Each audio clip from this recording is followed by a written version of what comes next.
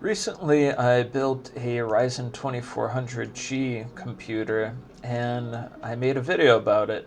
And right after that video, I sold that computer for 8,500 Ukrainian pesos, which is about $210. And instead of doing something sensible with that money, I ended up buying a bunch of trash. And some of this trash will be the subject of today's video. The first thing I got is this ancient computer. It had everything besides a storage drive. I sent the guy a lowball offer of 30 bucks and he accepted it. One of the reasons I even got it in the first place was because I thought it had a pretty compact case, just judging from the photos. But looking at it in person, it's very long and it's pretty much just a standard office PC case. So I basically ended up getting catfished by the pictures. And inside things don't get any better. The only thing here that might have some value is a socket 1155 Mini-ITX motherboard from Gigabyte. And the next thing that's kind of nice is this one single 8GB stick of this very pretty Kingston Blu RAM. Next is a stock Intel cooler with some terrible Pentium underneath it. And powering this thing is a Neolithic era TFX power supply for a 250 watt from Foxconn.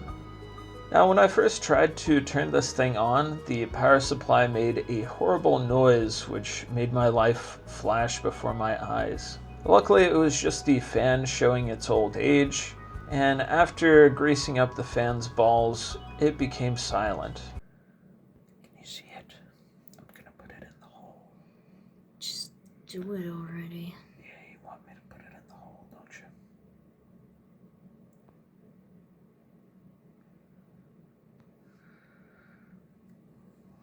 It's so nasty, bruh. It's nasty as hell. And the power supply worked fine. The guy who sold this thing also didn't have any thermal paste on the CPU, and he didn't even mention it.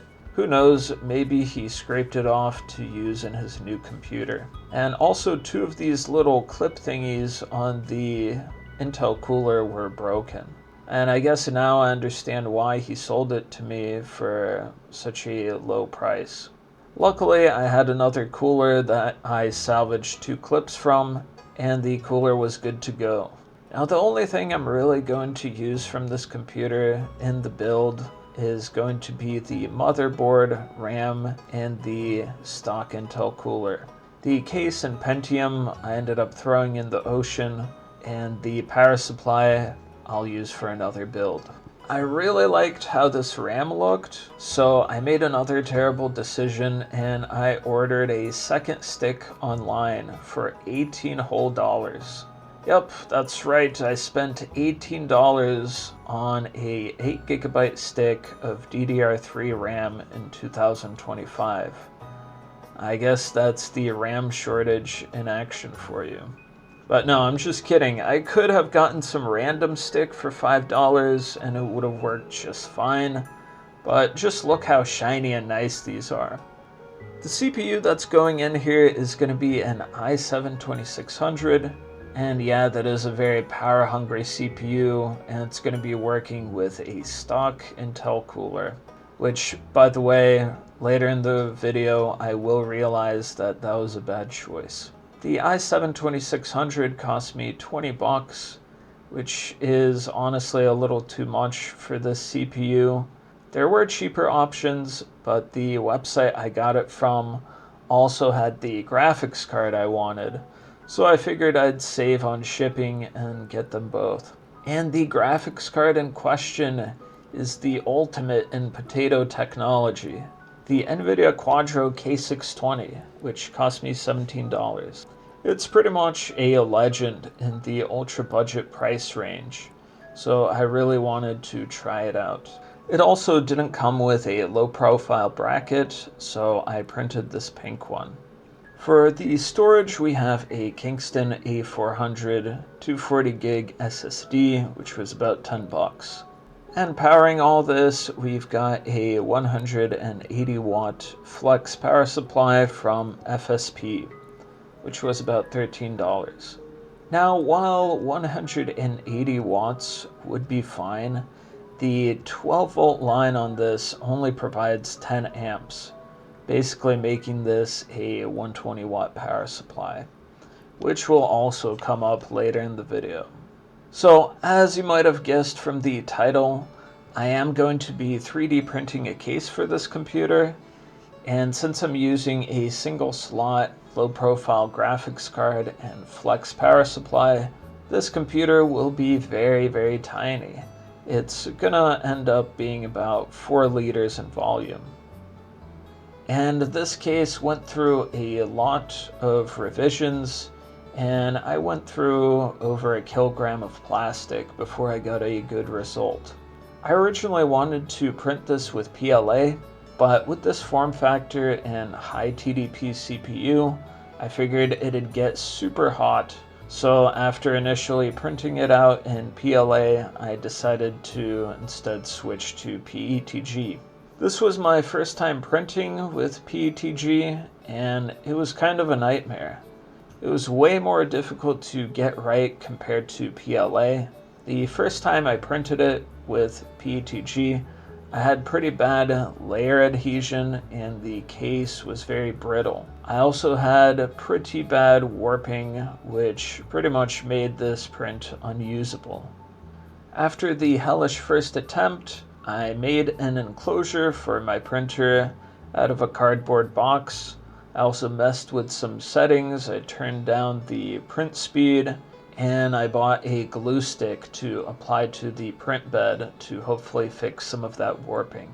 And after these changes, the case I got actually turned out pretty good. It's basically 2 big pink pieces that I super glued together and a few of these perforated green panels to help let in some air. The motherboard mounts onto regular standoffs that were super glued in place, and the power switch is just a $2 ultra cheap one that I got from Rosetka, which is basically the Ukrainian Amazon. I don't know if anyone is going to ask for models of this case, but honestly I don't think this version is very print friendly. It looks and it works well, but it's definitely not optimized for printing. There's honestly a million different things I could have done differently, and if I ever decide to redo this case, I will be posting the finished version in the future. Everything is put together, everything looks great, everything works, so let's play some games. We can start off with some emulation, just to make sure our K620 doesn't have a heart attack. The first game I wanted to try out was Okami on PlayStation 2, but the introduction was taking so long, I eventually just got tired of spam clicking the X button, and I just gave up. Alright, on to the next game.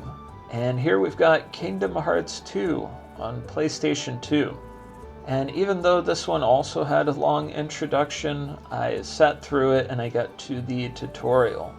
And here, as expected, we've got a nice, steady 60 FPS, and we're jumping around killing these little goobers. The next game we've got is the game that Rockstar is famous for, Bully. Now originally I wanted to play this on PlayStation 2, but for some reason it just wouldn't work. So instead I'm playing the Scholarship Edition, which is the PC release. And here we're at 1080p, getting about 50 to 60 FPS. You could also turn down some of these settings or turn down the resolution and get higher FPS, but this looks and feels really good to play. It's perfect for having a good time running around as a sociopathic child. Alright, on to some more PC games. And up next we've got a legendary horror game, Dead Space. 1080p, high settings, and oh man, this game looks so good for how old it is, and it runs so well on this little potato computer. We're getting somewhere between 60 and 100 FPS, depending on how much is happening on screen. But I'm just amazed by how good this game looks and how well it's optimized. And I'm sure everyone has heard this before, but it really is a shame that so many modern games are just unoptimized Unreal Engine 5 slop that barely even runs on modern hardware, compared to these older games which look so good and run this well on a $17 Quadro. Okay, that's the end of my old man monologue, and next up is Left 4 Dead 2. 1080p high settings. And pretty much everything I said about Dead Space applies here as well. The game looks and runs great. Even when we're getting swarmed by tons of zombies, the FPS stays above 50. But of course you can change the settings or the resolution and stay above 60 FPS. Alright, now it's time to start torturing this poor graphics card. Here we have Witcher 3 at 720p, low settings, and we are struggling. There's lag, it's stuttering, the FPS stays below 30. I wouldn't recommend playing it like this. And this is keeping in mind that this is the older Witcher 3 before the next-gen update. Next is Fallout 4, and I don't know what I was expecting, but it's horrible. The frame time is awful, and you feel like you're moving through Jello. This was just such a depressing experience, I just wanted to exit out as fast as possible. Okay, so after that, I wanted to redeem the K620 a little bit, so I decided to launch GTA 5. And look at that, it runs very well. But you might notice something if you look in the corner. The CPU is going absolutely hog wild.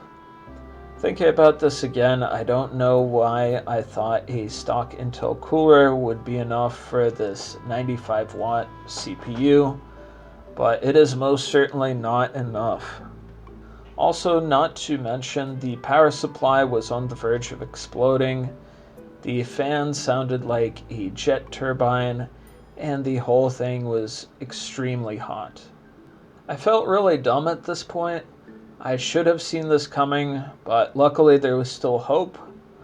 I did what I should have done from the very start, and I ordered a Xeon E3 1240 V2, which was only $12.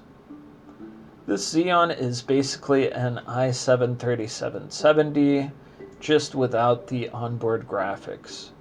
It runs slightly faster than the i7-2600, but the most important thing is that it runs much cooler. Where the 2600 sat at 70 watts in GTA 5, this CPU was instead using about 40. And of course, our temperatures were no longer getting up to 90, and our power supply was much quieter and only warm instead of hot. So yeah, I suppose this was a learning experience to not try and push things to their limits, because it's certainly not sustainable in the long term. The Xeon and the 2600 are so similar in performance that I'm not going to bother running the benchmarks again, especially since almost in every single scenario we are going to be limited by that K620. Alright, that's about it. This was a very enjoyable build, and I'm very happy with how the computer turned out, especially for the price. And I'm also definitely going to be making a bunch more 3D printed cases and making cheap tiny computers out of them.